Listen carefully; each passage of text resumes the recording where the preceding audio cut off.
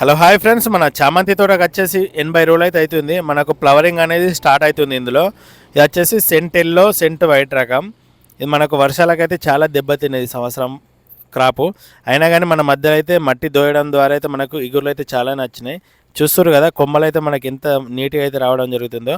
మనకు ముడతకు వచ్చేసి ఒక స్ప్రే అయితే ఇచ్చుకోవాలి కంపల్సరీ. ముడతకు వచ్చేసి మనం ఒక పోలీసును నాట్యం అయితే రెండు కలుపుకొని అయితే మనం ఒక 5 డేస్లో 2 టైమ్స్ అయితే పిచికారీ చేసుకుంటే మనకు రిజల్ట్ అయితే మంచిగా నడుతుంది. అలాగే మన వీడియో నచ్చితే ఒక లైక్ చేయండి. మళ్ళీ వీడియోలో మళ్ళీ కలుస్తా.